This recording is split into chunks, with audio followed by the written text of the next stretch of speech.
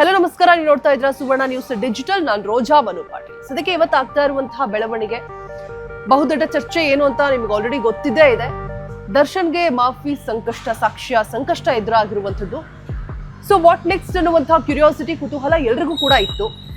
But ಇದೀಗ ಒಂದ್ ರೀತಿಯಾಗಿ ಸ್ವಲ್ಪ ಹಂತಕ್ಕೆ ರಿಲೀಫ್ ಸಿಗ್ತಾ ಇದೆ ವಾದ ಪ್ರತಿವಾದಗಳು ಆದ ನಂತರ.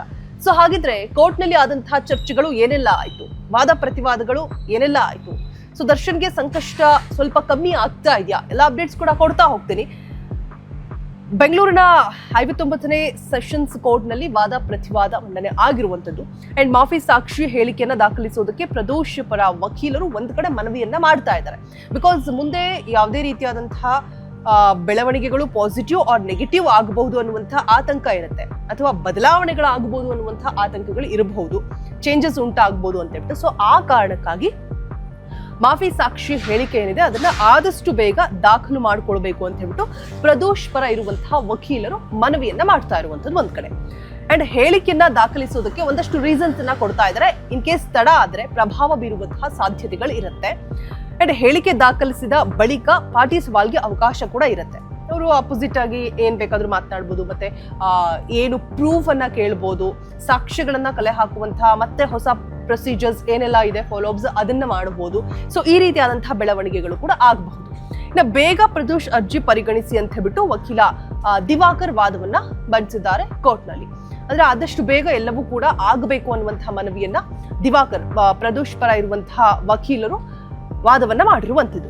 ಅಂಡ್ ಪ್ರದೋಷ್ ಮಾಫಿ ಸಾಕ್ಷಿ ಅರ್ಜಿಗೆ ದರ್ಶನ್ ಪರ ವಕೀಲರು ವಿರೋಧವನ್ನ ವ್ಯಕ್ತಪಡಿಸ್ತಾ ಇದ್ದಾರೆ. ಅಫ್ಕೋರ್ಸ್ ಆಬ್ವಿಯಸ್ಲಿ ವಿರೋಧವನ್ನ ವ್ಯಕ್ತಪಡಿಸಲೇಬೇಕು, ಪಡಿಸ್ತಾರೆ. ಅಂಡ್ ಪ್ರದೋಷ್ ಮಾಫಿ ಸಾಕ್ಷಿ ಅರ್ಜಿಗೆ ದರ್ಶನ್ ಪರ ವಕೀಲರು ವಿರೋಧವನ್ನು ಕೂಡ ವ್ಯಕ್ತಪಡಿಸ್ತಾ ಇದ್ದಾರೆ. ಅಫ್ಕೋರ್ಸ್ ಒಂದು ಆತಂಕ, ಭಯ ಇರುತ್ತೆ. ಅಂಡ್ ಬೇರೆಲ್ಲ ಏನೆಲ್ಲ ಈಗ ನಿರೀಕ್ಷೆಗಳಿತ್ತು, ಬೇಲ್ ಸಿಗಬಹುದು ಅನ್ನುವಂಥದ್ದು, ಮತ್ತೆ ಆಚೆ ಬರಬಹುದು ಅನ್ನುವಂಥದ್ದು. ಸೊ ಅಲ್ಲಿ ಎಲ್ಲದಕ್ಕೂ ಕೂಡ ಸಮಸ್ಯೆಗಳಾಗಬಹುದು ಅನ್ನುವಂತಹ ಒಂದು ನಿಟ್ಟಿನಲ್ಲಿ ಸೊ ಆ ಕಡೆಯಿಂದನೂ ಕೂಡ ಪ್ರದೋಷ್ ಮಾಫಿ ಸಾಕ್ಷಿ ಅರ್ಜಿಗೆ ದರ್ಶನ್ ಪರ ವಕೀಲರು ವಿರೋಧವನ್ನ ವ್ಯಕ್ತಪಡಿಸ್ತಾ ಇರುವಂಥದ್ದು. ಇನ್ನ ಹೈಕೋರ್ಟ್ ನಲ್ಲಿ ಪ್ರಶ್ನೆ ಮಾಡೋದಕ್ಕೆ ಇದನ್ನ ಅವಕಾಶ ಇರುತ್ತೆ, ಅನಂತರ ಪ್ರಕ್ರಿಯೆಯನ್ನ ಮಾಡಿ ಅನ್ನುವಂತಹ ಒಂದು ಮನವಿಯನ್ನು ಕೂಡ ಮಾಡ್ತಾ ಇದ್ದಾರೆ, ಒಂದು ಬೇಡಿಕೆಯನ್ನು ಕೂಡ ಮುಂದಿಡ್ತಾ ಇದ್ದಾರೆ. ಇನ್ನು ತಕ್ಷಣ ಪ್ರದೋಷ್ ಹೇಳಿಕೆಯನ್ನ ದಾಖಲಿಸೋದಕ್ಕೆ ದರ್ಶನ್ ಪರ ವಕೀಲರು ತಕರಾರನ್ನ ಮಾಡ್ತಾ ಇರುವಂಥದ್ದು, ವಿರೋಧವನ್ನು ಕೂಡ ವ್ಯಕ್ತಪಡಿಸ್ತಾ ಇರುವಂಥದ್ದು ಸದ್ಯದ ಬೆಳವಣಿಗೆ. ಇನ್ನ ನಿನ್ನೆ ಕೋರ್ಟ್ ನೀಡಿರುವಂತಹ ಆದೇಶದ ಪ್ರತಿ ಈವರೆಗೂ ಕೂಡ ನಮಗ್ ಸಿಕ್ಕಿಲ್ಲ. ಮೇಲ್ಮನವಿ ಹೋದ್ರೆ ಅರ್ಜಿ ಇತ್ಯರ್ಥ ಆಗೋವರೆಗೂ ಕೂಡ ಸಮಯವನ್ನ ಕೊಡಬೇಕು ಅಂತ ಕೇಳ್ತಿದ್ದಾರೆ. ದರ್ಶನ್ ಪರ ಹಶ್ಮತ್ ಪಾಷಾರಿಂದ ಸೆಷನ್ಸ್ ಕೋರ್ಟ್ ನಲ್ಲಿ ಇಷ್ಟು ವಾದವನ್ನು ಕೂಡ ಮಂಡಿಸಲಾಗಿದೆ. ಅರ್ಜಿಯನ್ನ ಯಾವಾಗ ಈ ಕಡೆಯಿಂದ 11 ಪುಟಗಳ ಅರ್ಜಿ ಯಾವಾಗ ಸಲ್ಲಿಕೆ ಆಯಿತು, ಅದಾದ ನಂತರ ಇದೀಗ ವಾದ ಪ್ರತಿವಾದಗಳು ಕೋರ್ಟ್ ನಲ್ಲಿ ನಡೀತಾ ಇರುವಂತದ್ದು. ಒಂದು ಕಡೆ ದರ್ಶನ್ಗೆ ಸಂಕಷ್ಟ ಕಡಿಮೆ ಮಾಡುವಂತಹ ಕೆಲಸವನ್ನ ಅವರ ಪರ ವಕೀಲರಾದಂತಹ ಹಶ್ಮತ್ ಪಾಷಾ ಅವರು ಮಾಡ್ತಾ ಇದ್ದಾರೆ. ಮತ್ತೊಂದು ಕಡೆ ದಿವಾಕರ್ ಅವರು ಆದಷ್ಟು ಬೇಗ ಎಲ್ಲವನ್ನು ಕೂಡ ಏನು 11 ಪುಟಗಳ ಅರ್ಜಿ ಹೇಳಿದೆ ಮತ್ತೆ ಅವರ ಹೇಳಿಕೆಯಿಂದ ಎಲ್ಲವನ್ನು ಕೂಡ ದಾಖಲಿಸಿ ಮುಂದುವರಿಸಬೇಕು ಅಂತ ಹೇಳ್ಬಿಟ್ಟು ಈ ಕಡೆ ದಿವಾಕರ್ ಅವರು ಕೂಡ ತಮ್ಮ ಬೇಡಿಕೆ ಮತ್ತೆ ಮನವಿಯನ್ನ ಮುಂದಿಡ್ತಾ ಇದ್ದಾರೆ.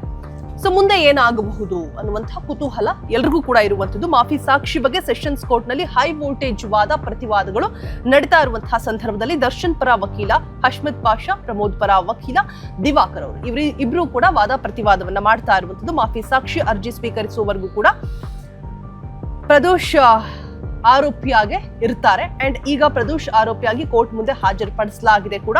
ಅಂಡ್ ಪ್ರದೋಷ್ ಹೇಳಿಕೆಯನ್ನ ದಾಖಲಿಸುವಂತಹ ಪ್ರಕ್ರಿಯೆಯನ್ನ ಮುಂದೂಡಿ ಅಂತ ಹೇಳ್ಬಿಟ್ಟು ಹಶ್ಮತ್ ಪಾಷಾ ಅವರು ಒಂದ್ ಕಡೆ ಬೇಡಿಕೆಯನ್ನ ಇಟ್ಟಿರುವಂತದ್ದು. ಪ್ರಾಸಿಕ್ಯೂಷನ್ ಒಪ್ಪಿರೋದ್ರಿಂದ ಹೇಳಿಕೆಯನ್ನ ದಾಖಲಿಸಿ ಅಂತ ಹೇಳ್ಬಿಟ್ಟು ಈ ಕಡೆ ದಿವಾಕರ್ ಅವರು ಅದಕ್ಕೆ ಪ್ರತಿವಾದವನ್ನ ಮಾಡ್ತಾ ಇದ್ದಾರೆ. ಒಂದ್ ಕಡೆ ದಾಖಲು ಮಾಡ್ಕೊಳ್ಬೇಕು ಅನ್ನುವಂಥದ್ದು, ಮತ್ತೊಂದು ಕಡೆ ಅದಕ್ಕೆ ಸಮಯವನ್ನ ಕೇಳ್ತಾ ಇರುವಂತದ್ದು ದರ್ಶನ್ ಪರ ವಕೀಲರು.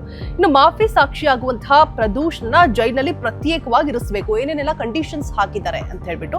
ಅಂಡ್ ಪರಪ್ಪನ ಅಗ್ರಹಾರ ಜೈಲಿನಲ್ಲಿ ಮಾಫಿ ಸಾಕ್ಷಿ ಪ್ರದೋಷ್ಗೆ ಭದ್ರತೆಯನ್ನು ಕೂಡ ನೀಡಬೇಕು. ಅಂಡ್ ಸೆಷನ್ಸ್ ಕೋರ್ಟ್ಗೆ ಮನವಿ ಮಾಡಿದಂತಹ ಪ್ರದೋಷ್ ಪರ ವಕೀಲ ದಿವಾಕರ್ ಅವರು ಇಷ್ಟು ಮನವಿಯನ್ನು ಕೂಡ ಕೋರ್ಟ್ಗೆ ಮಾಡಿರುವಂತದ್ದು. ಬಿಕಾಸ್ ಯಾವುದೇ ಸಮಯದಲ್ಲಿ ಬೇಕಾದ್ರೂ ಏನೇ ತೊಂದರೆಗಳಾಗಬಹುದು. ಸೊ ಇಷ್ಟು ಒಂದು ರೀಸನ್ಸ್ ಅನ್ನ ಮುಂದಿಟ್ಟು ವಾದ ಪ್ರತಿವಾದಗಳನ್ನ ಮಾಡಲಾಗ್ತಾ ಇದೆ. ಒಂದ್ ಕಡೆ ಪ್ರದೋಷ್ ಪರ ವಕೀಲರು ಆದಷ್ಟು ಬೇಗ ಹೇಳಿಕೆಯನ್ನ ದಾಖಲು ಮಾಡ್ಕೊಳ್ಬೇಕು, ಮತ್ತೆ ವಿತ್ ರೀಸನ್ಸ್ ಯಾಕಾಗಿ ಅಂತ, ಮತ್ತೆ ಅವ್ರಿಗೆ ಏನು ಸೇಫ್ಟಿ ಪ್ರಿಕಾಷನ್ಸ್ ಆಗಿರ್ಬೋದು, ಸೇಫ್ ಝೋನ್ ಅಲ್ಲಿ ಇರುವುದಕ್ಕೆ ಏನೇನೆಲ್ಲ ಬೇಕು ಭದ್ರತೆಗಳು, ಅದನ್ನು ಕೂಡ ಕೋರ್ಟ್ ನ ಮುಂದೆ ಇಟ್ಟಿದ್ದಾರೆ. ಅಂಡ್ ಈ ಕಡೆ ದರ್ಶನ್ ಪರ ವಕೀಲರು ಪ್ರದೋಷ್ ಹೇಳಿಕೆ. ಈ ಕಡೆ ದರ್ಶನ್ ಪರ ವಕೀಲರು ಒಂದಷ್ಟು ಕಾಲಾವಕಾಶ ಸಮಯಾವಕಾಶವನ್ನು ಕೇಳಿರುವಂತದ್ದು, ಪ್ರತಿವಾದವನ್ನು ಕೂಡ ಮಾಡಿರುವಂತದ್ದು, ವಿರೋಧವನ್ನು ಕೂಡ ವ್ಯಕ್ತಪಡಿಸ್ತಾ ಇರುವಂತದ್ದು. ಸೊ ಫೈನಲ್ ಆಗಿ ಏನಾಯ್ತು, ಆಗಸ್ಟ್ 18ರವರೆಗೂ ಕೂಡ ಕಾಲಾವಕಾಶ ಇದೆ ಪ್ರದೋಷ್ ಹೇಳಿಕೆಯನ್ನ ದಾಖಲು ಮಾಡ್ಕೊಳ್ಳೋದಕ್ಕೆ. ಸೊ ಒಂದು ಹಂತದ ಒಂದು ಸಂಕಷ್ಟದಿಂದ ಇದೀಗ ದರ್ಶನ್ ಬಚಾವಾಗಿದ್ದಾರೆ. ಜೊತೆಗೆ ಬೇರೆಲ್ಲ ಪ್ರಮುಖ ಆರೋಪಿಗಳು ಇನ್ಕ್ಲೂಡಿಂಗ್ ಪವಿತ್ರ ಗೌಡ ಕೂಡ ಬಚಾವಾಗಿದ್ದಾರೆ ಅಂತ ಭಾವಿಸಬಹುದು. ಸೊ ಇದಿಷ್ಟು ಕೂಡ ಕೋರ್ಟ್ ನಲ್ಲಿ ಆಗಿರುವಂತಹ ವಾದ ಪ್ರತಿವಾದಗಳು, ಸದ್ಯದ ಅಪ್ಡೇಟ್ಸ್. ಸೊ ಮುಂದೆ ಏನಾಗಬಹುದು, ಮತ್ತೆ ಮಾಫಿ ಸಾಕ್ಷಿಯನ್ನ ನೀಡೋದಕ್ಕೆ ಮುಂದೆ ಯಾರು ಮುಂದೆ ಬರಬಹುದು, ಮತ್ತೆ ಇವರ ಹೇಳಿಕೆ ದಾಖಲಾಗೋದಕ್ಕೆ ಆಗಸ್ಟ್ 18ರವರೆಗೂ ಕೂಡ ಕಾಲಾವಕಾಶವಿದೆ. ಸೊ ಅಷ್ಟರಲ್ಲಿ ಏನಾದ್ರೂ ಬದಲಾವಣೆಗಳಾಗತ್ತಾ? ಬಿಕಾಸ್ ಈಗ ಹೇಳಿದಂತಹ ಹೇಳಿಕೆ, ಈಗ ಕೊಟ್ಟಂತಹ ಸಾಕ್ಷಿಗಳು ಮತ್ತೆ ನಾಳೆ ಒಳಗಡೆ ಇನ್ನೇನೋ ಚೇಂಜಸ್ ಆಗಿರುತ್ತೆ, ಇನ್ನೇನೋ ಬದಲಾವಣೆಗಳಾಗಿರುತ್ತೆ. ಸೊ ಹಾಗಾಗಿ ಗೊತ್ತಿಲ್ಲ ಏನಾಗ್ಬೋದು ಅಂತ. ಈ ಕಡೆ ಭದ್ರತೆಯನ್ನು ಕೂಡ ಕೋರ್ತಾ ಇದ್ದಾರೆ, ಪ್ರದೋಷ್ಗೆ ಭದ್ರತೆ ಕೂಡ ಬೇಕು ಅಂತ ಹೇಳ್ಬಿಟ್ಟು ಪ್ರದೋಷ್ ಪರ ವಕೀಲರು ಕೂಡ ಒಂದು ಮನವಿಯನ್ನ ಮಾಡ್ಕೊಂಡಿದ್ದಾರೆ.